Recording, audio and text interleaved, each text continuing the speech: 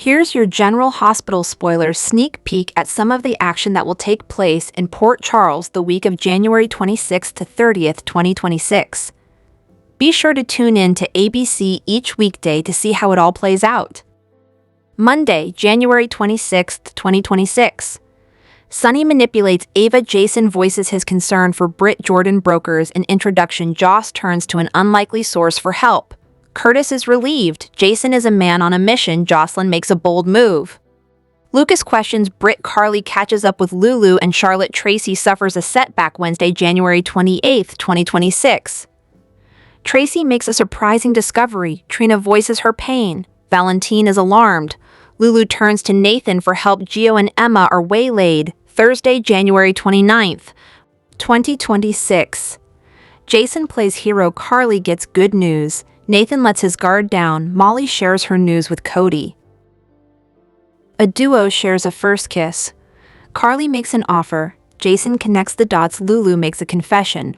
Rocco's feelings are hurt.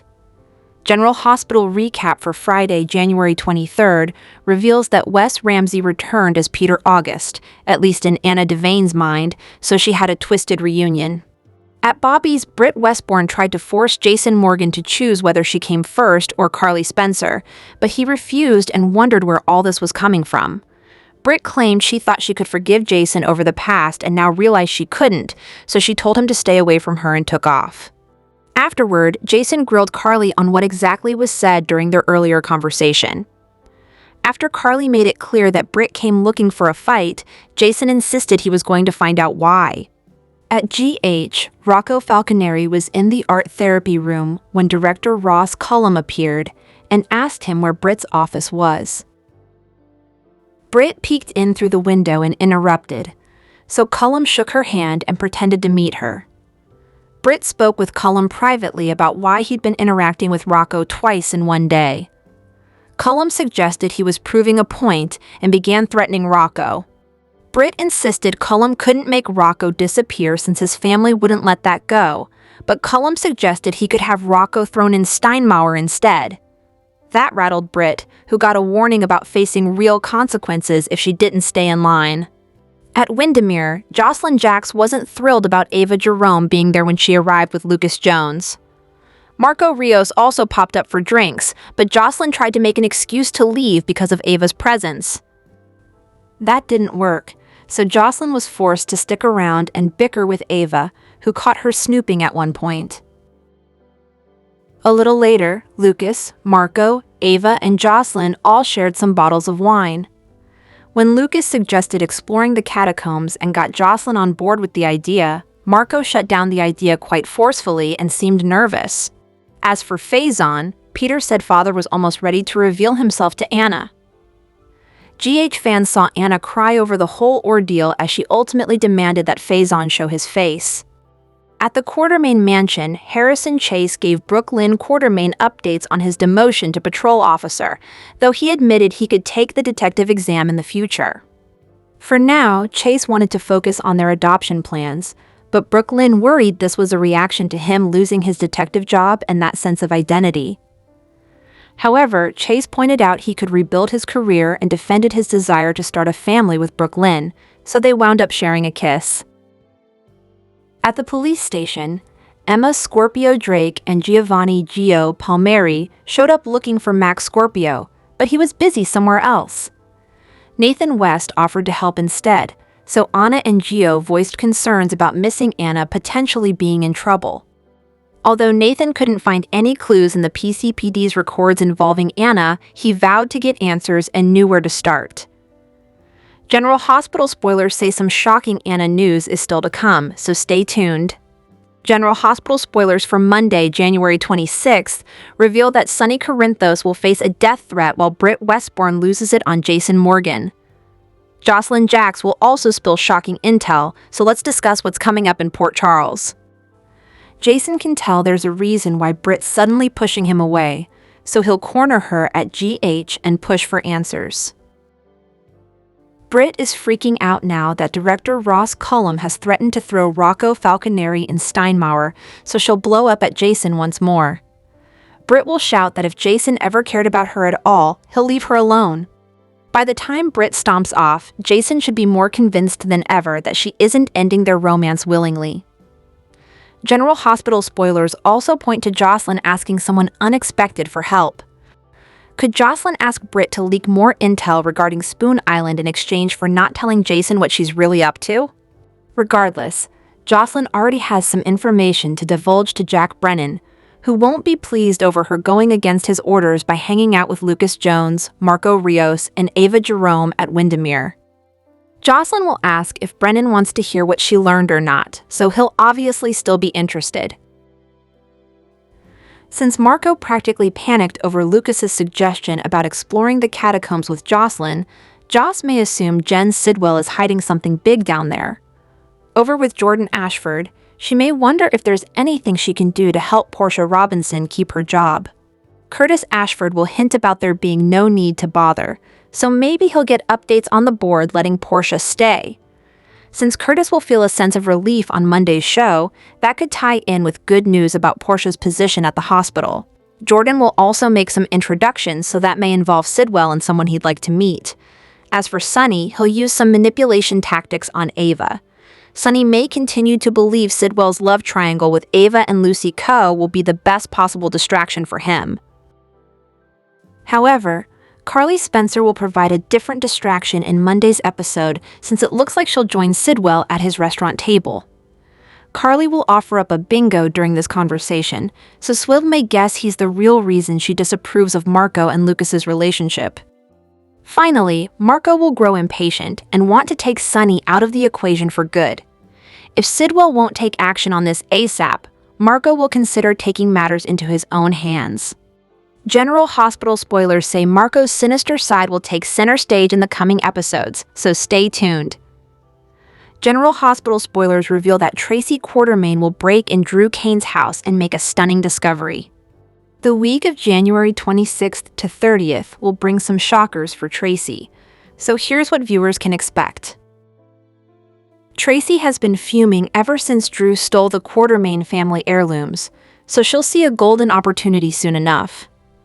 Drew is still in the hospital following his stroke and is facing a terrible prognosis, so there's no danger of him stopping what Tracy has in store. With Drew out of commission, Tracy will decide it's time to take charge of the situation and go get those heirlooms back. Just in case Willow Kane might try to stand in her way, Tracy may choose a time when she knows Willow isn't around. A blizzard is about to strike Port Charles, but that won't stop Tracy from carrying out this mission. Tracy will break in Drew's house and plan to reclaim the stolen Quartermaine mementos, but she'll make a stunning discovery when she arrives. This discovery is set to happen on January 28th, according to GH Weekly spoilers, but the show's co-head writers, Chris Van Etten and Elizabeth Court, offered up some other clues in an interview with TV Insider.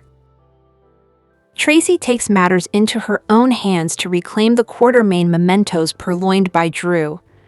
An enlightening encounter with a squatter at Drew's house may open her mind to new possibilities, Corta and Van Etten teased. Willow isn't really a squatter since she's married to Drew and lives there. This squatter hint makes it seem more like someone surprising might seek shelter at Drew's place during the upcoming snowstorm. Tracy may find she's not the only intruder on Drew's property, so who will she run into? It's possible it'll be someone like Charlotte Cassadine who may try and fail to get to Carly Spencer's house during the blizzard. Charlotte might try to drive her car over to Carly's and get it stuck in the snow, so that might force her to wait things out at Drew's for a while. Then again, Tracy might find someone like Martin Gray instead, especially if the show decides to pair him up with Tracy romantically. Tracy might see another side to Martin if they get trapped at Drew's place together for a bit. Regardless, General Hospital spoilers say Tracy will get a shock when she walks through Drew's door, so we'll bring you updates on the jaw-dropping news she's about to face. While Drew's prognosis was being examined on General Hospital, Willow stayed busy in that very specific way people do when they don't want to stop and feel anything yet. She said what needed saying, signed off on what needed signing, talked through Scout's situation and the public-facing next steps without ever letting the moment crack her open. It didn't look like panic or even shock, but like someone slipping into a role she knows too well. On the surface, it looked like devotion under pressure. Underneath, something else stirred, subtle enough that most people missed it. Nina didn't rush Willow. She sat there and watched the way Willow cried, how the emotion came and went in waves that never quite pulled her under. Nina began tracking behavior, noticing how quickly Willow pivoted from tears to logistics, from sympathy to planning. What unsettles Nina isn't the sadness, but how neatly it's being handled. Willow talks about Drew's future with the calm of someone already making decisions, mapping out what happens next before he's able to speak for himself. Treatment, care, and outcomes were all useful words, but they are emotionally distant ones. The look on Nina's face said it all. Something's up with Willow. Is sympathy becoming forgiveness, or something more binding? Willow answers without hesitation, saying Drew should get the care he deserves. And Nina hears the weight inside that phrase. On GH, caretaking has a long memory and is rarely just about healing. Nina knows how easily love can slide into management, how concern can turn into control when the person on the bed can't push back. She's lived that story from too many angles to miss the warning signs now. Willow's composure isn't a strength for Nina, it's distance, the kind that makes decisions feel clean and moral while stripping the other person of agency one step at a time. Drew isn't a husband in Willow's language anymore. He's a situation to be handled correctly, especially since Nina knows Willow doesn't love him anymore. Nina doesn't say any of this out loud, she doesn't need to. Everyone else is busy with press releases and custody logistics, with Scout and Danny and the visible mess of the crisis. Nina just stayed focused on Willow. If Drew wakes up confused, dependent, unable to advocate for himself, Nina will already be standing there with the uncomfortable truth she hasn't said yet. Is Willow somehow a danger to Drew? Britt has 2 problems on General Hospital.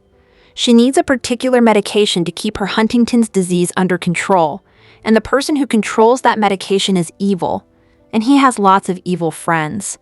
Britt can't figure out what to do. Good thing we can. And who should do it too? When Britt died, Jason was also dead.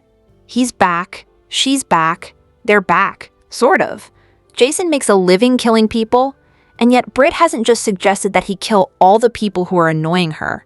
Wouldn't that be efficient? And it's not like Jason would have moral qualms. Does he need to be paid first? We thought he did it merely for the love of the game.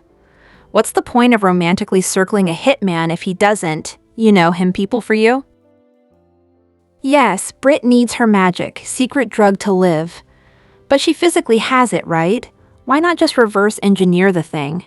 Sure, Jason mentioned it once, and Britt dismissed it. But why not revisit the issue? If the bad guys have nothing more to hold over Britt's head, her life will become a whole lot more interesting. Sidwell is Britt's medication supplier.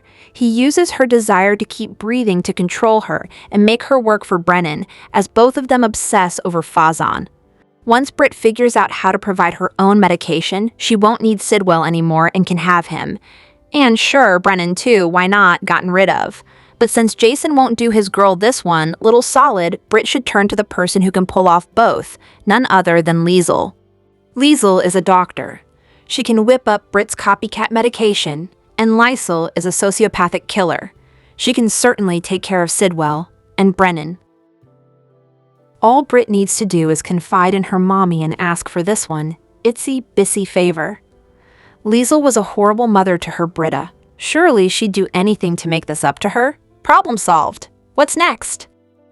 Here is the General Hospital weekly recap for episodes that aired from January 19th through January 23rd, 2026. Nina suspected something was off with Willow after Drew appeared to have a stroke, while Britt said she was done with Jason if he could not choose her over Carly, and Anna was tormented by a dead man from her past. This week on General Hospital, the fallout from Willow's acquittal spread through Port Charles without pause, beginning in the courtroom where Willow celebrated her freedom, hugged Alexis, and thanked those who stood by her. While Alexis remained restrained, Dante expressed regret to ADA Turner, and Michael left without engaging in the moment. Nina embraced Willow and spoke about rebuilding access to the children. Drew kissed Willow publicly and declared he never doubted her, a display that unsettled Nina and Chase.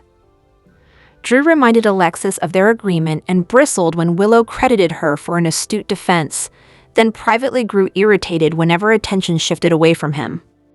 Outside the courtroom, Drew told Turner he intended to pursue charges against Michael, prompting Turner to refocus on the compromised evidence. She instructed Dante to begin building a case against his brother.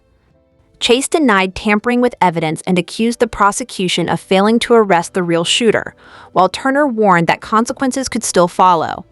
Trina and Kai discussed Willow's freedom and agreed that remaining married to Drew might be its own punishment, but they also resolved to come forward if Michael became the target. At Alexis's office, Suzanne observed Alexis behaving like someone who had lost rather than won. She correctly concluded Willow was guilty based on trial behavior and an uncharacteristic slip, leading Alexis to confide that saving Willow had implicated Michael and damaged Portia's career. Suzanne urged her to focus on Scout. Drew and Willow returned home to celebrate, reunited with Scout, and toasted the future, while Nina arrived with champagne. Soon, she was ordered out by Drew, who accused her of wanting Willow convicted for her own image. Chase later arrived with flowers, which Drew attempted to intercept, but Willow hugged Chase, thanked him, and reassured him of her gratitude. That night, Michael spiraled at home, convinced prosecution was inevitable and determined to keep his children away from Drew, while Sonny promised protection. Willow remained with Drew, asked him to hold her, then injected him with a syringe. She watched him collapse and calmly assured him everything would work out, the same thing he said to her picture before he was shot. The following day, Willow arrived at General Hospital, describing Drew's headache, confusion, slurred speech, and collapse. Liz comforted her, and Lucas prepared for emergency intervention. Nina arrived with Kai, advised canceling Drew's obligations, and quietly observed Willow. Lucas later confirmed Drew suffered a massive ischemic stroke with severe neurological impact, explaining aphasia, paralysis, and locked-in syndrome were possible outcomes. Willow absorbed the news clinically while Tracy remarked that karma had finally caught up with Drew. Portia faced the hospital board, admitted to altering Heather's results to protect Trina, defended her competence, and reminded them she refused Drew's attempt to coerce falsifying Michael's records. Curtis reinforced Portia's integrity to Laura by detailing Drew's threats. Nina met privately with Ava and later with Kai, offering measured advice while keeping her attention fixed on Willow's behavior rather than her words. Tracy alternated between cutting remarks and practical decisions, offering Jason an alibi which he declined. She later saw Chase's anger when he knocked over the backgammon set in frustration over being demoted. Jason reassured Michael he believed him and promised Drew would never be part of his children's lives, even as restraining orders complicated access. Alexis continued to compartmentalize, advising Trina and Kai on legal exposure, reaffirming her obligation to defend Willow regardless of guilt, and preparing Scout for difficult truths while keeping Danny's concerns in mind. At the PCPD, Nathan absorbed increased responsibility as detectives dwindled, reviewed evidence under ADA Turner's direction, and quietly weighed the damage already done.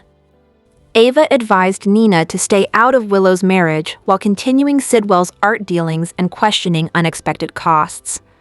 Britt clashed with Carly at Bobby's while Cullum observed.